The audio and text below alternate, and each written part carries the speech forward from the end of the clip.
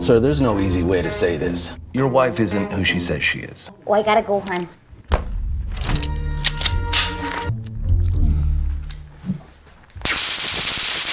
I'm sorry?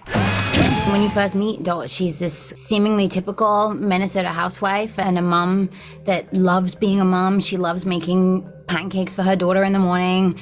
Then quite quickly, you realize that she's had a past, and a past that is coming back to get her, and it sort of submerges her, and she has to defend her everything, which is her home and her family, from dark secrets in her past that she does not want coming back again. You want to take a tumble? I'm flattered, but if you try to touch me right now, I'm gonna have to tase you.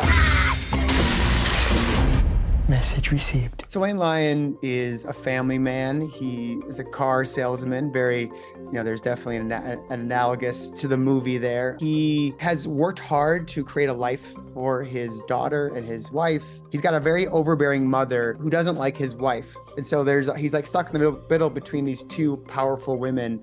And his wife is in trouble with the law, and he starts off being like, "We'll fix it. I love you." He keeps doubling down on his wife, not knowing that she has a big secret. We all have baggage. We all have trauma. We all have debt that has to be repaid. And you can run from your past, but it's always going to kind of catch you, and you have to deal with it. And you can either grow from it, or it might kill you. What is the point of being a billionaire if I can't have somebody killed?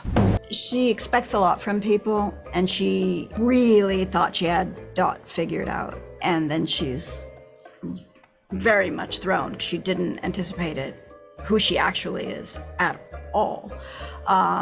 And then she realizes that she's dealing with an adversary that's much more dangerous than she initially, she thought she was someone she could completely discount, and you can't at all. Sleep with both eyes open. Never do you mention she is a tiger. Hunting a tiger forces a man to ask why you want the tiger. Consider it a debt unpaid. Every season has its truthsayer. Munch is this season's truthsayer. Obviously involved in the action in an integral way, but also he is the kind of check and balance to other characters' actions in the show, and a kind of Old Testament reminder that if you do this, there will be consequences.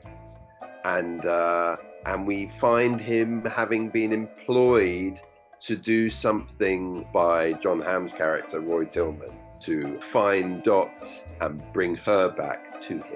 I'm a sheriff of the American Constitution. Do you want a towel? Does my moist repose bother you? Roy is a local sheriff of Stark County, North Dakota, and we find him sort of riding the range, running for re-election. And the more we find out about Roy, the more we kind of understand that maybe he is a little extra legal in his approach toward law enforcement. Who do I gotta kill to get a coffee? And yet he's got some particular entanglements that make themselves known over the course of the season. She's claiming it never happened. Never what now? She's a wolf in sheep's clothing, that one. That don't sound accurate. Indira Olmstead was described to me when I auditioned for it as the Frances McDormand / Marge Gunderson character of this installment, which was very exciting when I heard that, but also I was terrified because such big shoes to fill. That being said, I will say that Indira is a totally fresh, new interpretation of this female cop character that, we've had different variations of in the world of Fargo. And she's the first woman of color and also the first South Asian cop, obviously, that we've had. And because of that, she has a totally different point of view, a certain awareness and fierceness that I think she comes with and brings to her life and her profession. I recognize you. You were kidnapped. And for the record, that's just reality. With all due respect, we've got our own reality. You can't.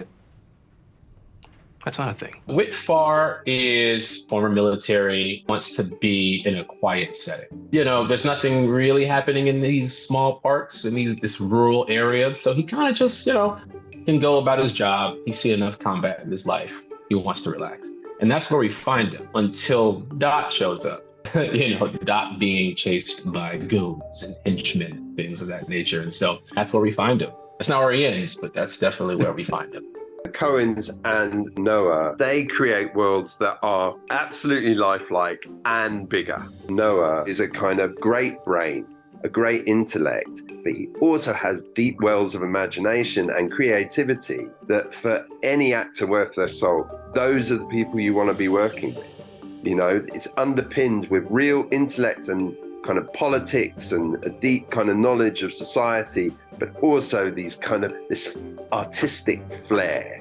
It gets your juices going and you're off, and it's basically someone telling you the world's, there is no cap to your imagination. We're going to smash through a kind of ceiling of convention and do something crazy. And that is enormously freeing for an artist. It's something that you dream about doing. As a performer, you always, when you see directors, writers, creators that you admire, and you look at their work, you go, that would be something if I were just captured on frame in something that they've created. You know what I mean? Imagine being in one of Michelangelo's paintings, you know what I mean? Because it will be there forever.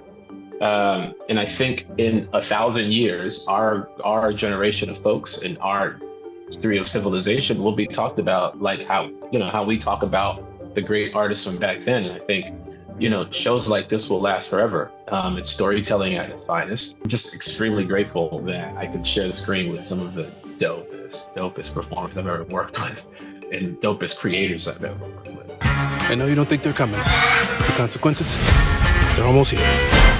Can I at least fix my hair? FX's Fargo.